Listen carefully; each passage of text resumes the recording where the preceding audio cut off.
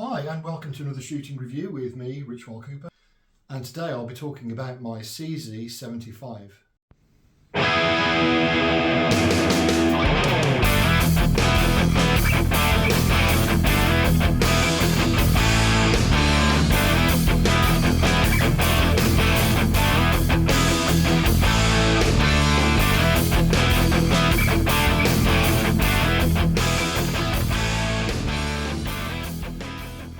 I've already done a couple of reviews of CZ75 based pistols.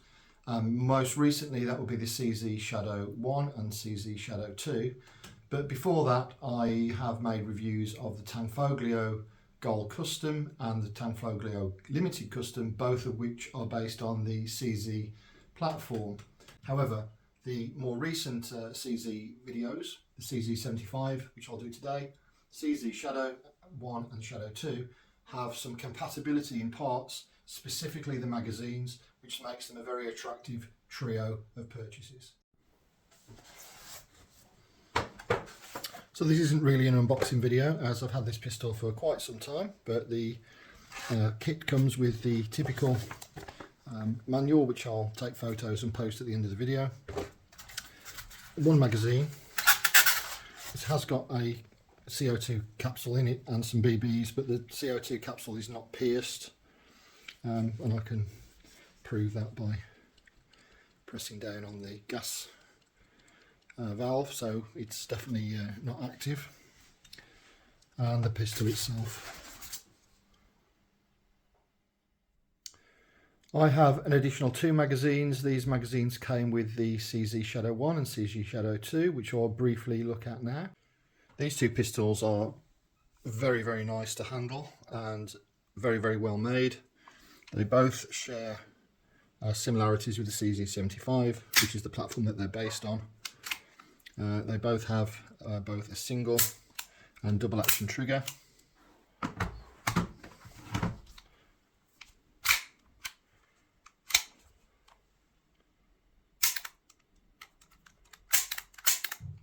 Ambidextrous safety, and designed to be carried with the hammer cocked and the safety on. The CZ Shadow 1 has a non-adjustable rear sight. CZ Shadow 2 has an adjustable rear sight. I think it's adjustable for elevation only. Anyway, enough about these guns because I've already reviewed them. See the link in the description.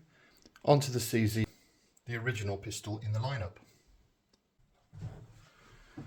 The first thing that you'll notice about the CZ75 is that it is a lot lighter in the hand than either the Shadow 1 or Shadow 2. And it does not have a mounting point for an accessory on the forward frame. However, as I've already spoken about, the magazines are identical, and this makes this an ideal choice for me because I do love magazine compatibility where it exists, and that is, believe me, as I've got quite a lot of this type of gun, very, very rare. I think the only other pistols that have similar levels of compatibility are the 1911 series and my recently purchased Springfield Armory, the XD, which comes in different size. Basically the frame and the barrel are different sizes, and the magazines are compatible. So we'll have a close look at this in a second, but just for now we have the slide release lever, which is shorter than on the other CZ based pistols, and the safety, which in this case is not ambidextrous and is also a little bit smaller. Non-adjustable sights with no white dots, or I think there's fibre sights on the Shadow 1 or Shadow 2. The metal parts, the whole of the frame of the pistol is metal, as is the top slide, and the barrel is also metal, and it's finished in quite a nice chrome finish. And the inner barrel is nicely recessed. It doesn't look like it's threaded to accept any other accessory. The magazine release catch is located in the expected position and functions smoothly, with the magazine easily dropping out free and clear. When the pistol is cocked, you can see right through the receiver. This is quite similar in design to airsoft pistols, although this takes CO2 rather than green gas. The markings are fairly plain, just model 75 cal 9mm para, and the ASG Action Sports Games logo, caliber 4.5mm BB, and a serial number. Now, I don't believe that that serial number is a unique serial number for each pistol. I think that it is actually the same on all of them, but someone will have to tell me whether that's true or not. There is a moulded extractor pin, although that is just a moulding, it doesn't actually do anything. And then you've got the slide serrations at the top. Now, this is quite a narrow, or sort of quite a shallow top slide. So there's been a few times when I've been cocking the pistol, I've gone to grab it here and forgotten that you have to sort of grab it quite near the top. So that can be a little bit off-putting until you're sort of used to it. This could do with a bit of lubrication. It feels like there's something inside it. I'm just going to take that slide off. Is there anything? Yeah, these come off just like the other pistols, and they're fairly easy to take down, and then it slides quite neatly back on. Oh, try not to throw the important parts away.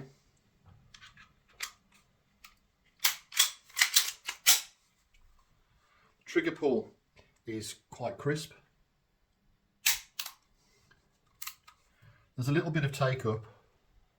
There's like a two-stage take up. There's like a very light first stage, and then there's a second stage, which is probably, I'd say, about 1 millimetre in travel, or perhaps a bit more. There's the first stage, and then there's the second stage from sort of about there to there, and then a little bit of a creep before it goes. So it's not as good as I think some of the other CZ based pistols. The Tanfoglio Limited Custom and Gold Custom having very, very nice crisp triggers. I have heard a couple of people compare the CZ75 to the 1911, but there are some significant differences.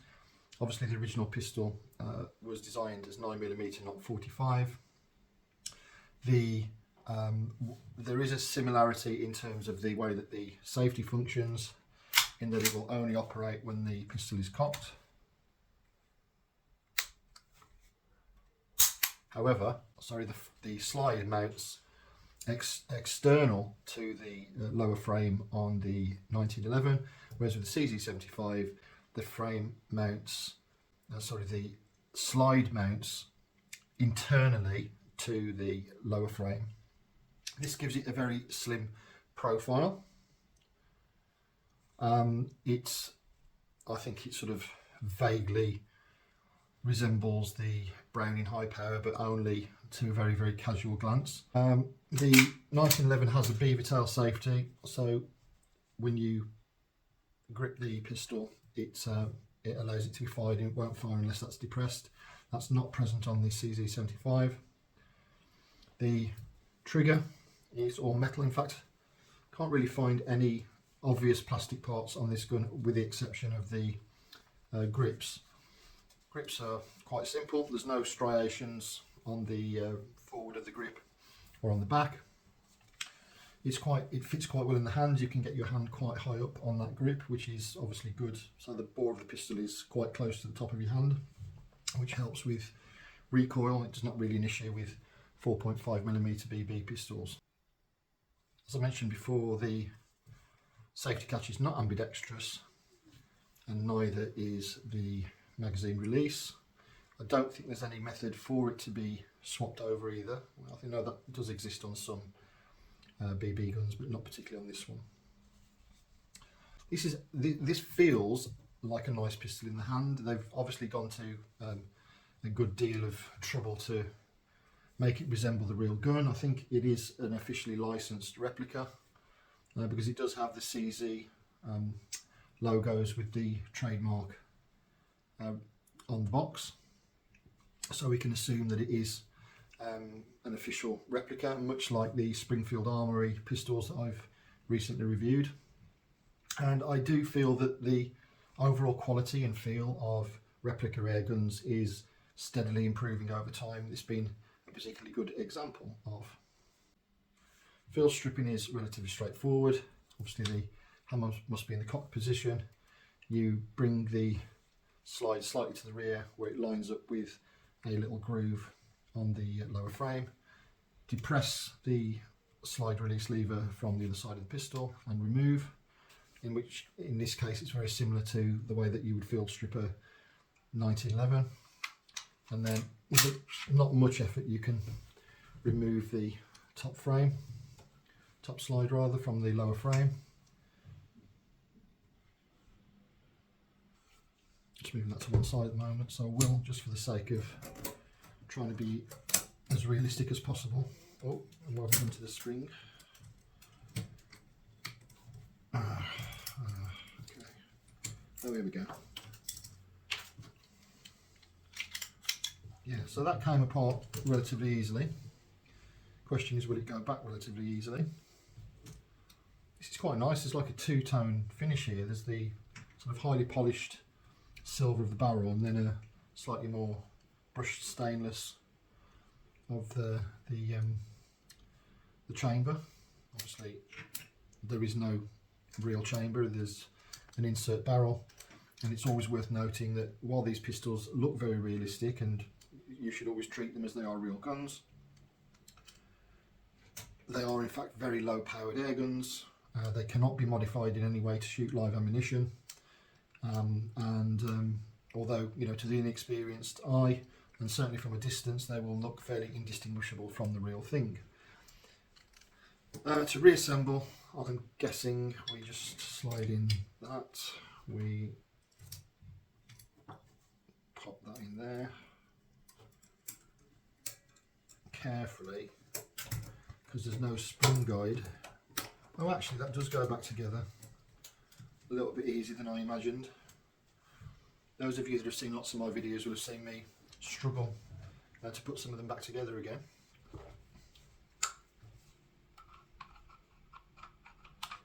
Line up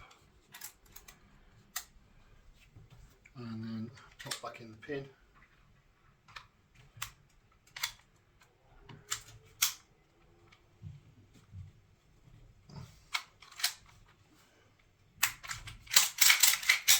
Okay.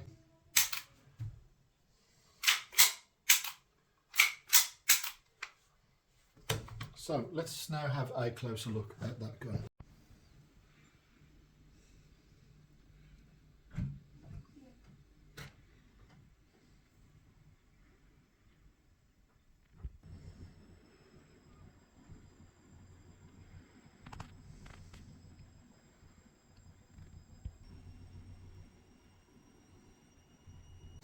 So just putting the pistol aside for a minute and having a closer look at the mags.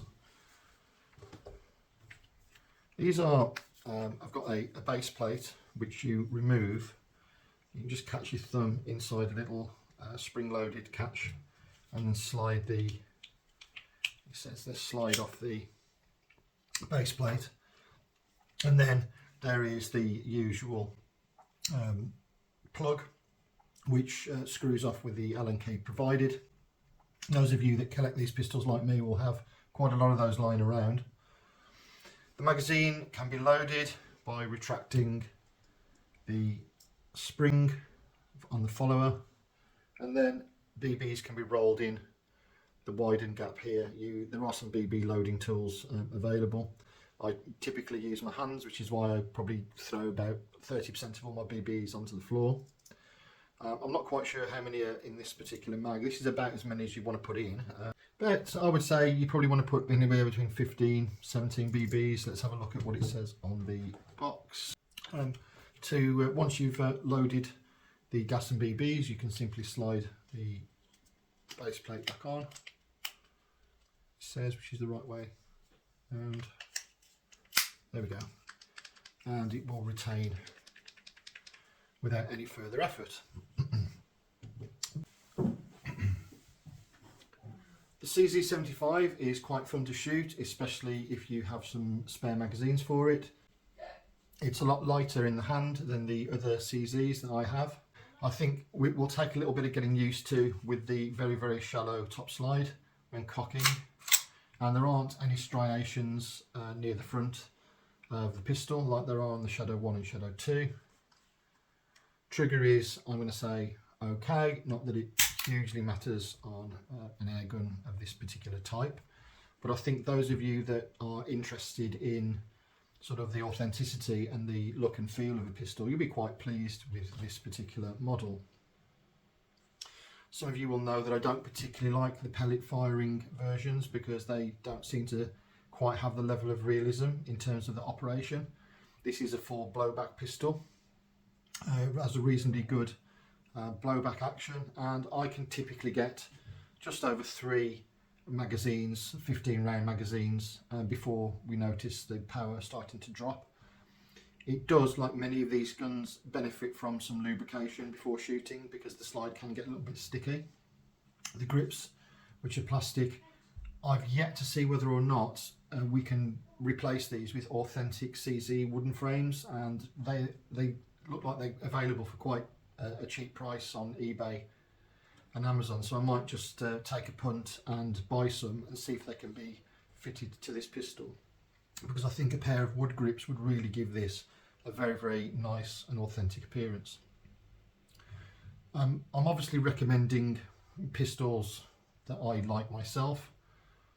The reasons to buy this, chief amongst them, would be the compatibility of magazines with the other CZ pistols. I think that is worth a lot. It means that if you decide to take one of these out for a shoot, you've got a couple of spare mags for it. It is quite an authentic looking piece.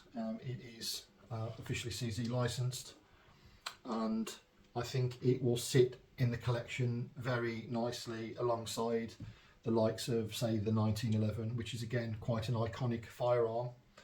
The CZ has proven over many decades its longevity in terms of its use as a service pistol and the modifications that have been made to it for competition shooting, and it does sort of have a little bit of firearms history tied up with it.